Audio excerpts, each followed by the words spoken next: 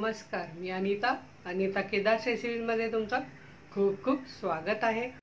आज आपण बनवणार आहोत तोंडाला चव आणणारी लसूणची चटणी। अतिशय सुंदर टेस्टी लागते ही। त्याकरता मी घेतले आहेत 30 ते 35 लाल सुक्या मिरच्या घेतलेल्या आहेत। त्यामध्ये मी 20 ते 25 तिखट मिरच्या घेतल्या आहेत आणि 7 ते 8 बेडगी मिरची घेतलेली आहे। कमी तिखट असते आणि रंगही छान येतो। अर्धा कप लसूण घेतलेला आहे। अर्धा कप तेल घेतलेला आहे। हिंग घालायचं आपल्याला अर्धा टीस्पून, जिरं घालायचं 1 टीस्पून, 2 टेबलस्पून चिंच आहे आणि मीठ आहे। इथे आपण पॅन मध्ये अर्ध तेल घातलेलं आहे। अर्धा कप घेतला, त्यातला पाव कप घातलेला आहे। तेल गरम होऊ द्यायचं आहे छान। तेल गरम झाल्यावर आपल्याला मिरची टाकायची आहे आणि बारीक गॅसवर एक साधारण 1.5 ते 2 मिनिटं अशी तेलात परतून घ्यायची आहे। गॅसची फ्लेम मीडियम ठेवून मिरची आपली छान 2 मिनिटं परतून झालेली आहे। ती मी काढून घेते। मिरची काढून घेतली, त्यात आपण घालूया लसूण। लसूण 1 मिनिटभर छान परतून घ्यायचं आहे मध्यम गॅसवर। बघा लसूण छान परतला गेलाय, मस्त बघा सोनेरी दिसतोय। यात आपण जिरं घालूया, मीठ घालूया। मीठही यातच घालायचं आहे, म्हणजे मिठात पण मॉइश्चर असेल तर मग चटणी टिकणार नाही, ते आपल्याला काढून टाकायचं आहे। चिंच पण यातच घालायची आहे। छान हेही 1 मिनिट असं एकदम बारीक गॅस करायचा आणि परतून घ्यायचं आहे। हे बघा इथे 1 मिनिट झालं आहे।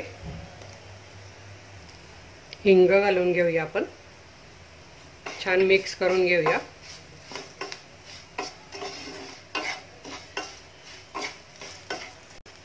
गॅस बंद करूया आणि सर्व मिश्रण आपल्याला थंड करून घ्यायचं आहे।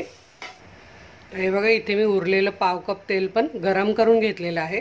का तर आपण कच्चं टाकलं तर खोकला येण्याची शक्यता असते, तेव्हा तेही गरम करून थंड करून घ्यायचं आहे। आपलं हे मिश्रण पण थंड झालंय। हे आता आपण मिक्सरच्या भांड्यात काढून घेऊया। हे बघा मी मिक्सरच्या भांड्यात काढून घेतले। आता बारीक करून घ्यायचं आहे। लागल्यावर आपल्याला हे तेल घालायचं आहे त्यात।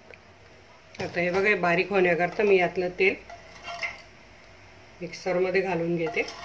थंड झालेलं आहे आणि पुन्हा फिरवून घेते। हे बघा आपली ही मस्त चटणी बारीक झालेली आहे। इथे तुम्ही बघू शकता साईडने कसं तेल पण सुटलेलं आहे, रंगही छान आलाय, याचा सुगंधही मस्त दरवळतोय। हे आपण बाउलमध्ये काढून घेऊया।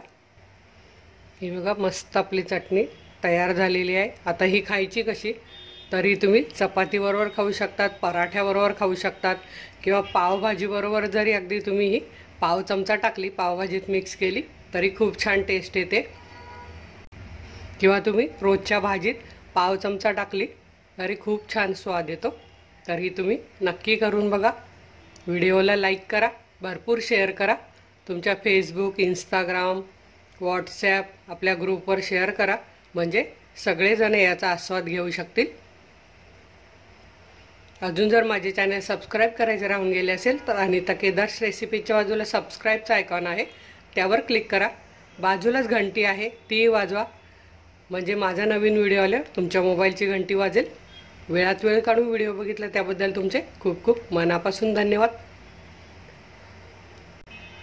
अशाच माझ्या छान छान रेसिपी बघा, खा आणि हेल्दी राहा। धन्यवाद।